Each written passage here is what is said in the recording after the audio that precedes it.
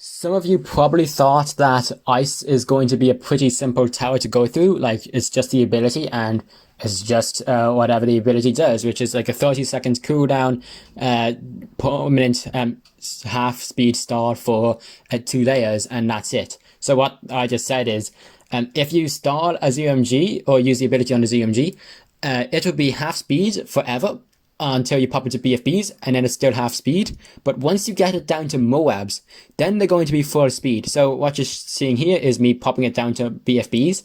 So these BFBs are still half speed. I'll send a regular speed BFB, and you'll see that it will catch up and eventually overtake if you give it enough time. But once I pop them down to Moabs, they're going to be full speed Moabs. And I'll use the second ice ability to slow them down again, just to show that they are full speed Moabs. And yeah, the ice ability does not stack, so you can't refresh it while they're BFBs. They will, so you can't unfortunately use the ice ability when they're BFBs if they're already on the effects of ice or half speed from the ice ability. You have to wait until they're Moabs. So yeah, you might think that's about it, but this is going to be more in-depth and than you would probably think. Probably only second to the temple, and that's got a bunch of mechanics with it. But this is just a bunch of strategies you can use. So yeah, like one of the things is, how do you actually plan on using the ability? Like, do you wait until all the ZMGs are on screen and then use it, which I'll show now, I think, actually. Or do you plan on using it once every time you see a ZMG on screen? Both are ways that I've seen, and both kind of make sense. Like this one here, where you just wait until all the ZMGs are on screen, it saves ice abilities. Like you only need to use one. The problem is later on, you're going to have like 20 ZMGs in a single round, and they're going to be fast and be halfway around the map by the time you use the ability. So that's not good. After that, you might want to get like 20 ice abilities and use one every time you see a ZMG. And that's good because obviously all the ZMGs are half speed as pretty much as soon as they get spawned. But there's some problems, like you need 20 ice abilities, and also the first ZMG, it's going to take most of the damage because the most damage because it's going to be targeted, whereas the one at the end, it's only going to be hit by a few by a few projectiles, accidentally hitting it through pierce and stuff. And yeah, that's not so good. There's a way to improve it. Oh yeah, so that's every ZMG pretty much started instantly. It's like getting a 2-3 glue gunner or 2-4 glue gunner, whatever. X3 glue gunner, X4 glue gunner. And yeah, same thing, because it just kind of glues them as soon as possible. Anyways, and yeah, there is a solution to it, and it's called ice stacking. So that's what I'm going to be showing now. So it's not a complete fix, it's just a better way of doing it. So you still need a few ice abilities. It's not going to be as many though. And the plan is to use the ability every time a ZMG reaches the front of the group. So first ZMG, front of the group. Second ZMG, you wait until it reaches the front of the group, and then you use the ability. So what you're doing is you're stacking the ZMGs all on, you're stacking the ZMGs all on top of the frontmost ZMG, and that way the entire group is just a lot shorter. So there's so the entire group is going to take more damage as a whole, and that means that you still won't deal more damage and pop the first ZMG before your partner if they are for some reason doing more damage than you. Let's say they got one more tech tower than you. But what will happen is you probably will pop the entire group before them, because that last ZMG is going to get more damage than their last ZMG because it's nearer to the front of the group. And that's the important part. You don't care about the single ship. You care about the herd, the fleet. What is it? You don't care about the sheep, you care about the herd. You don't care about the ship, you care about the fleet. Whatever. Yeah, so that's the advantage of ice stacking. And then the other thing is, at the end, when there's Moabs that you'll need to slow, try to stay away from using ice abilities just to slow the mobs as much as possible. Otherwise, they will ruin your ice stacking. But when you need to, like the last few rounds, I do recommend actually stalling the mobs with the ice abilities and mess up your ice stacking because you have the damage boosts to supplement the damage lost, but and also it's just better to not be dead from a Moab than to have a dead defeat screen and perfectly stacked ZMGs. And yeah, that's about it. Next up is ice shredding. So what? So yeah, this is more of an early game thing for regular assault mode. When you don't have club or in defense mode. So ice shredding is, well, not even defense mode really, but ice shredding is a technique used to defend eco balloons or grouped balloons in general. So here we have an ice tower and it's against greens, and yeah, it's going to leak some greens. It's balloon circles, so it's not going to miss many, but it still misses the balloons. There's an easy way to fix this, and it's just by getting more ice towers. But here's the thing, you don't need to get snap freeze in all of them.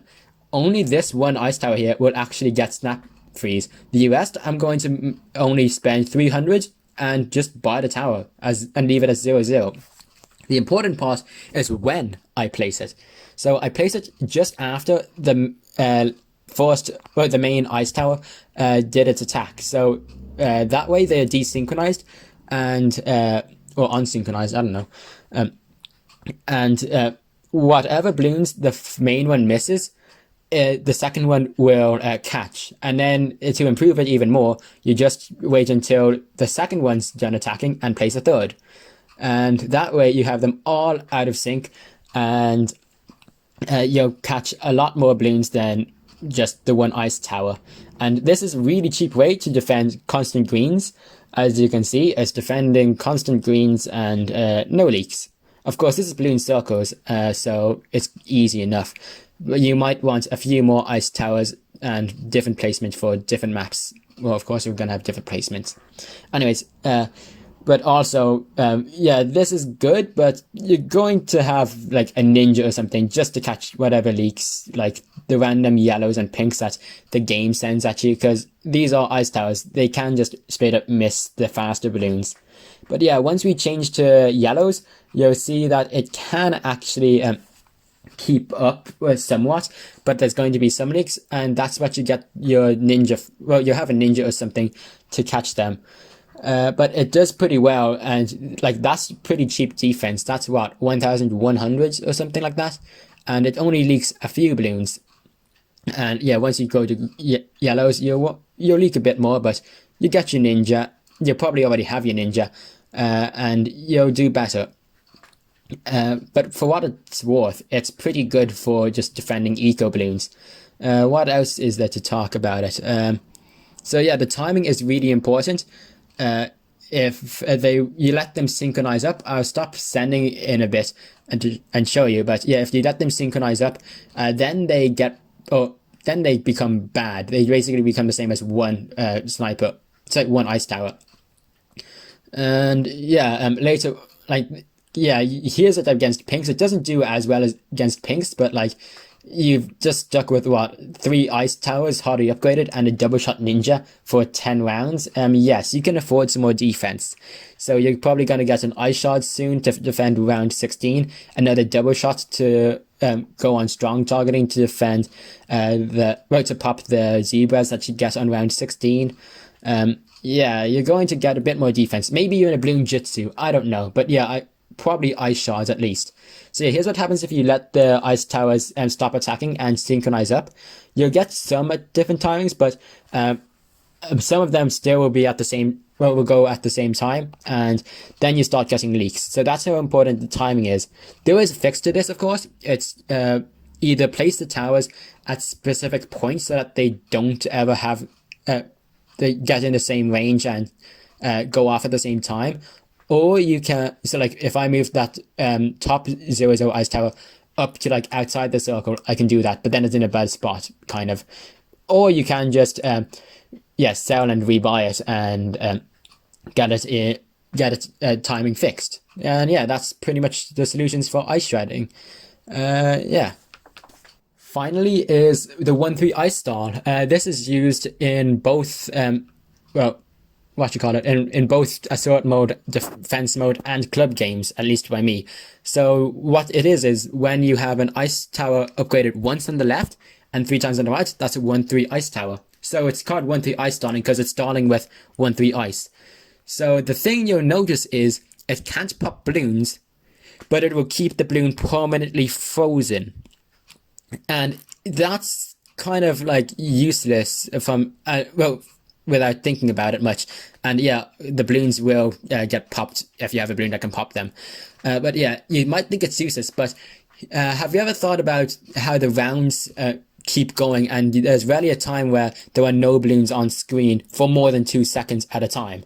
And it's because the game checks to see if our balloons have gone down 1 layer on the screen, and if they have, 2 seconds later, the next round starts. So you'll rarely have a moment where there's no balloons on screen, especially later on.